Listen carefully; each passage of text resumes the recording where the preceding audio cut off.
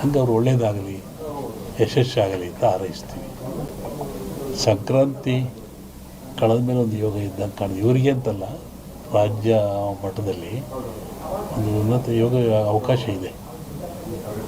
ಹೋಗಿದ್ದಾರಲ್ಲ, ಅದು ರಾಜ್ಯದ ಮಟ್ಟದ್ದು. ನಿಮ್ಮ ರಾಜ್ಯದ ಮಟ್ಟಕ್ಕೆ ಸಂಕ್ರಾಂತಿ ಮೇಲೆ ರಾಜಕೀಯ ವಿಪ್ಲವ ಆಗೋ ಲಕ್ಷಣ ಇದೆ. ನಾನು ಮೊದಲೇ ಹೇಳಿದ್ದು, ಯುದ್ಧಗಳಾಗ್ತದೆ, ಜಲಪ್ರಳಯವಾಗ್ತದೆ, ವಾಯುಪ್ರಳಯ ಆಗ್ತದೆ, ಭೂಪ್ರಳಯವಾಗ್ತದೆ, ಎಲ್ಲ ಜನ ಸಾಯ್ತಾರೆ, ಆಕ್ರಮಣ ಹೆಚ್ಚಾಗ್ತವೆ, ಮೇಘ ಸ್ಫೋಟ ಆಗ್ತದೆ ಅಂತ ಹೇಳಿದ್ದೆ ನಾನು. ಇನ್ನೂ ಒಂದು ಮೇಘ ಸ್ಫೋಟ ಆಗೋದ್ರಿಂದ ಊಹಿಸಲಾರದ ಒಂದು ದುಃಖ ಈ ಭಾರತಕ್ಕೆ ಬರ್ತದೆ. ಪ್ರಕೃತಿದತ್ತವಾಗಿ ಆಗ್ತದೆ ಮೇಘ ಸ್ಫೋಟ. ಅದನ್ನು ಹೇಳಿದ್ದಲ್ಲ, ಮನೆಯಲ್ಲೂ ಹೇಳಿದೆ ನಾನು ಮನೆಯಲ್ಲಿ. ಒಟ್ಟಿಗೆ ಜನಜೀವನ ಅಸ್ಥಿರ. ಯಾವಾಗ ಮನೆಗೆ ಬರ್ತಾನೆ ಹೋಗ್ತಾನೆ ಅಂತ ಹೇಳೋದು ಕಷ್ಟ. ಅಸ್ಥಿರ ಇನ್ನೂ ಜಾಸ್ತಿ ಆಗ್ತದೆ. ಅದು ಅದರಲ್ಲಿ ಅರಸನಾಲಯಕ್ಕೆ ಕಾರ್ಮೋಡ ಕವಿದೀತು. ಅದು ರಾಜ್ಯಕ್ಕೂ ಇದೆ, ಸೆಂಟ್ರಲ್ಗೂ ಇದೆ. ಹಿಂದೆ ಹೇಳಿದ್ದು 2-3 ಜನ ಪ್ರೈಮ್ ಮಿನಿಸ್ಟರ್ ಕೊಲೆ ಆಗ್ತಾರೆ, ಸಾಯ್ತಾರೆ ಅಂತ. ಅದು ಆಗ್ತದೆ. ಸಂವತ್ಸರ ಪರದಲ್ಲಿ ಕಷ್ಟ, ಗುಣಲಕ್ಷಣ. ದ್ವೇಷ, ಅಸೂಯೆ ಈ ಮಧ್ಯೆ ಒಂದಿಬ್ಬರು ಬಲಿ ಆಗ್ತಾರೆ. ಹೇಳಿದ್ದಲ್ಲ, ಸಂಕ್ರಾಂತಿ ಮೇಲೆ ವಿಪ್ಲವ ಆಗೋ ಲಕ್ಷಣ ಇದೆ. ಇಲ್ಲ ಸರ್, ಸಿದ್ದರಾಮಯ್ಯಗೆ ತೊಂದರೆ ಇಲ್ಲ. ಮೂಡ ಬರುತ್ತೆ, ಮೂಡ ಹೋಗುತ್ತೆ ಅಷ್ಟೆ. ಏನು ಆಶೀರ್ವಾದ ಬಂದರೆ ಆಶೀರ್ವಾದ ಆಗ್ತದೆ.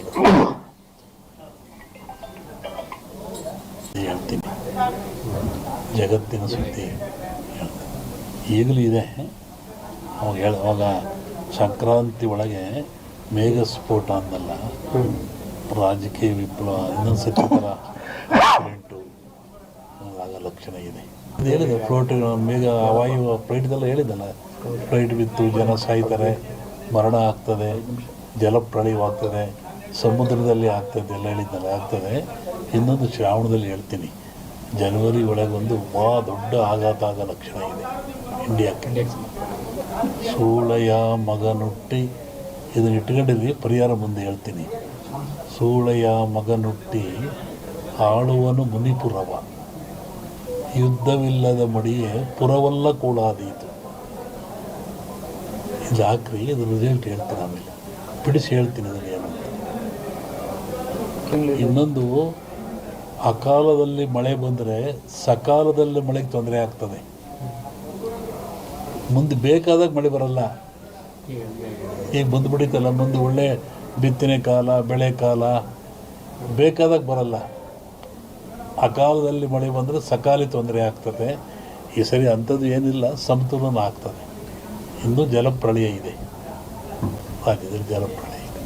ಇಡೀ ಭಾರತ, ಇವು ಜಗತ್ತಿಗೆ ಇದು. ಸಾಗರದಲ್ಲಿ ಒಂದು ಅಚ್ಚರಿಯ ಸಂಗತಿ ಕಾಣುತ್ತೆ. ಜಲಸ್ಫೋಟ ಅಂತ ಹೇಳಿದ್ದೆ ನಾವು, ಅಲ್ಲಿ ಒಂದು ಆಗ ಲಕ್ಷಣ ಇದೆ. ಈ ಎರಡು ಸೇರಿ ಮನುಷ್ಯರೇ ಮಾಡೋದಲ್ಲಿ ಕೆಲವೊಂದು ಹೇಳೋಕ್ಕೆ ಹೆದರಿಕೆ ಆಗುತ್ತೆ.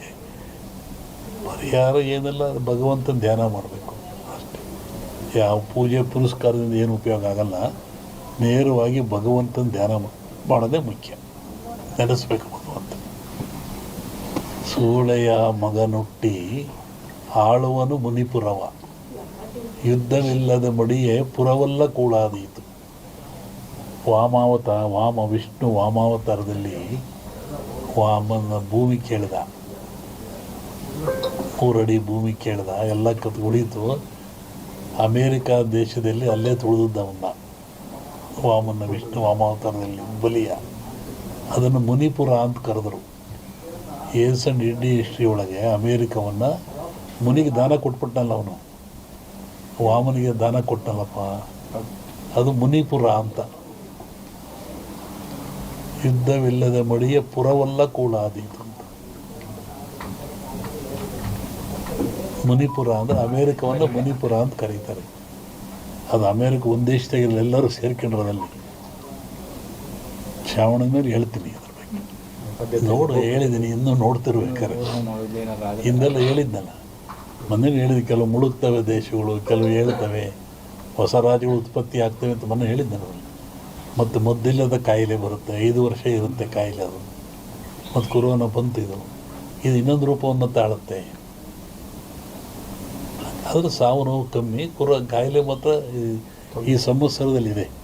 ಹೊಸ ರೋಗ ಉತ್ಪತ್ತಿಯಾಗಿ ಉಸಿರಿಗೆ ಸಂಬಂಧಪಟ್ಟದ್ದು ಜನ ಆ ಥರ ಸಾಯ್ತಾರೆ. ಆ ಭೂಮಿ ಹೇಳಿದ, ಭೂಮಿ ಗುಡ್ಡ ಬಿಡಿ ಉಳ್ತವೆ ಅಂತ ಹೇಳಿದ್ದು ನಾನು. ಬೆರೆಯುತ್ತೆ, ಉಳುತ್ತವೆ, ಸಮುದ್ರ ಜಲಬಾಧೆ ಜನ ಸಾಯ್ತಾರೆ ನಮ್ಮನ್ನು ಹೇಳಿದ್ನಲ್ಲ. ಹೇಳಿ. ಸಚಿವರು ಭೇಟಿ ಕೊಟ್ಟವರು, ಕೇಂದ್ರ ಸಚಿವರಾದ್ಮೇಲೆ ಅವರು ಸೋಮಣ್ಣವರು ಸುಮಾರು 30-40 ವರ್ಷಗಳಿಂದ ಇಲ್ಲಿಗೆ ಬರ್ತಾ ಇದ್ದಾರೆ. ಅವರು ಏನೂ ಅಧಿಕಾರದಲ್ಲೇ ಇದ್ದಾಗ, ಜನತಾ ಬಜಾರ್ನಲ್ಲಿ ಕೆಲಸ ಮಾಡ್ತಿದ್ದಾಗ ಇಲ್ಲೇ ಬಂದು ಉಳ್ಕೊಂಡು ಹೋಗ್ತಾಯಿದ್ರು. ಅವಾಗಿನಿಂದ ಮಠದ ಮೇಲೆ ಭಕ್ತಿಯಿಂದ ನಡ್ಕೊಳ್ತಾ ಇದ್ದಾರೆ.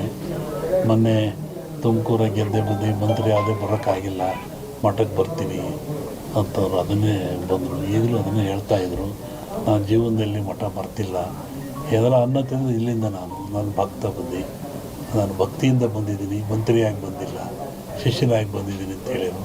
ಹಂಗೆ ಅವ್ರು ಒಳ್ಳೆಯದಾಗಲಿ, ಯಶಸ್ಸಾಗಲಿ ಅಂತ ಹಾರೈಸ್ತೀವಿ. ಸಂಕ್ರಾಂತಿ ಕಳೆದ ಮೇಲೆ ಒಂದು ಯೋಗ ಇದ್ದಂಗೆ ಕಾಣಿದೆ. ಇವರಿಗೆ ಅಂತಲ್ಲ, ರಾಜ್ಯ ಮಟ್ಟದಲ್ಲಿ ಒಂದು ಉನ್ನತ ಯೋಗ ಅವಕಾಶ ಇದೆ. ಹೋಗಿದ್ದಾರಲ್ಲ, ಅದು ರಾಜ್ಯದ ಮಟ್ಟದ್ದು. ನಿಮ್ಮ ರಾಜ್ಯದ ಮಟ್ಟಕ್ಕೆ ಸಂಕ್ರಾಂತಿ ಮೇಲೆ ರಾಜಕೀಯ ವಿಪ್ಲವ ಆಗೋ ಲಕ್ಷಣ ಇದೆ. ನಾನು ಮೊದಲೇ ಹೇಳಿದ್ದು, ಯುದ್ಧಗಳಾಗ್ತದೆ, ಜಲಪ್ರಳಯವಾಗ್ತದೆ, ವಾಯುಪ್ರಳಯ ಆಗ್ತದೆ, ಭೂಪ್ರಳಯವಾಗ್ತದೆ, ಎಲ್ಲ ಜನ ಸಾಯ್ತಾರೆ, ಆಕ್ರಮಣ ಹೆಚ್ಚಾಗ್ತವೆ, ಮೇಘ ಸ್ಫೋಟ ಆಗ್ತದೆ ಅಂತ ಹೇಳಿದ್ದೆ ನಾನು.